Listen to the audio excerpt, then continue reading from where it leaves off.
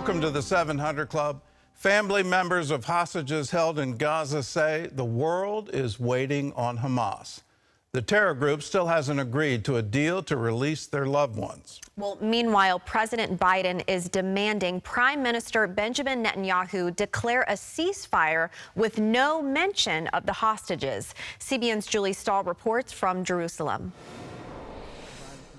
President Biden told Univision that Netanyahu's handling of the war is a mistake.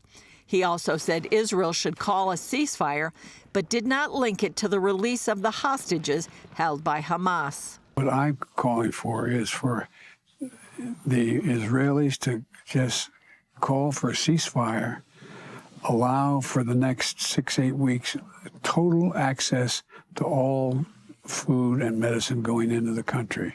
Despite increasing pressure from its strongest ally, Israel continues its plan for an invasion of Rafah and the destruction of Hamas. We will complete the elimination of the Hamas battalions, including in Rafah. No force in the world will stop us. There are many forces trying to do this, but it will not help because this enemy, after what it has done, will not do this again. Netanyahu says Israel has set a date for the invasion. Despite reports that Israel's defense minister said there's no date, CBN News has learned that Yoav Gallant says that date is dependent on both humanitarian and operational preparations.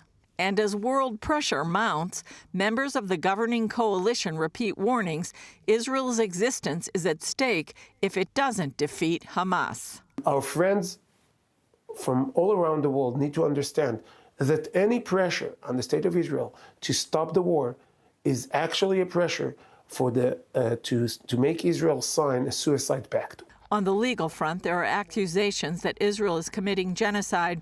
On Capitol Hill, U.S. Senator Tom Cotton asked Defense Secretary Lloyd Austin about that charge. I want to address what the protesters raised earlier. Is Israel committing genocide in Gaza? Senator Cotton, we don't have any evidence of genocide being created. So that's a no. Israel's not committing genocide in Gaza. We don't have evidence of that. Down the street at the White House, family members of American hostages met with Vice President Kamala Harris. We have heard is that there is a deal on the table right now that all of the parties agree to and are willing to work with. We are waiting now, and the world waits for Hamas to get to yes. It is in their court.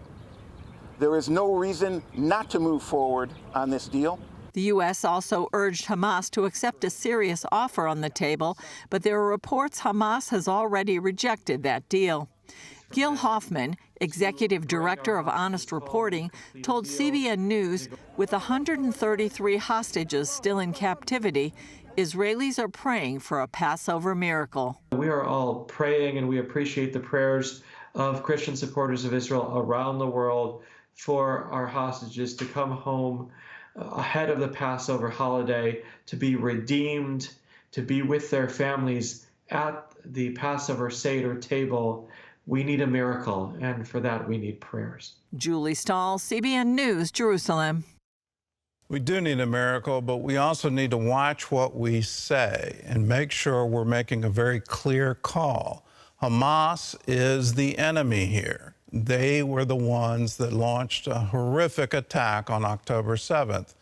On October 6th, there was peace. Israel wasn't having anything to do with Gaza.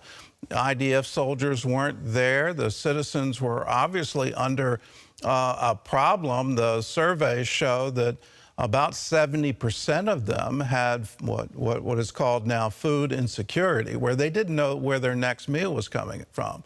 That's because all of the humanitarian aid that was being poured into Gaza was diverted into rocket attacks and building tunnels. It wasn't there to actually help people in Gaza. So the main problem for the citizens of Gaza is Hamas. The main problem here is Hamas. We have to keep that in mind. The pressure should never be on Israel. They were the victim of the attack, and they have to respond because Hamas has said, we're going to do this again and again and again until there is no more Israel. Let's wake up to that. They're not going to change. They're not going to come to peace. The pressure should be on them because we're at a tipping point for the entire ideology of what is called from the river to the sea. That has been the slogan of the Palestinian cause going all the way back to 1948. So when you hear that, what you're listening to is a call for genocide, a call to end the state of Israel. We can't possibly support that. Israel has a right to exist. The UN created it in 1948. Then the U.S. recognized the modern state of Israel.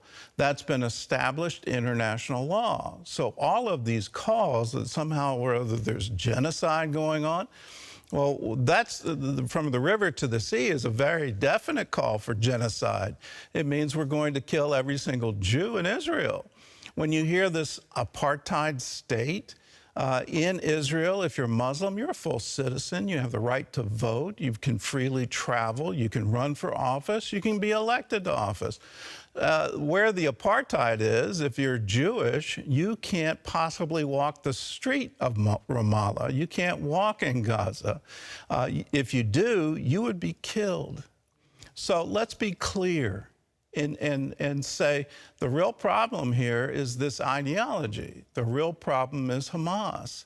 And any call for Israel to have a unilateral ceasefire is just giving aid and comfort to Hamas. This ideology can't stand. They need to understand, no, the world stands with Israel. We stand with Israel.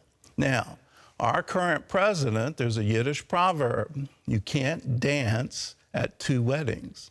He's trying to dance at two weddings. He's trying to hold on to political hope in Michigan at the same time solve an international crisis. You can't do both.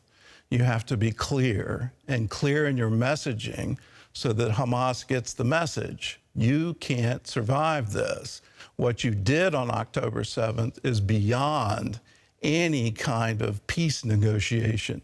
You have to unconditionally surrender. You have to release the hostages. You have to lay down your arms, and you have to stop attacking Israel.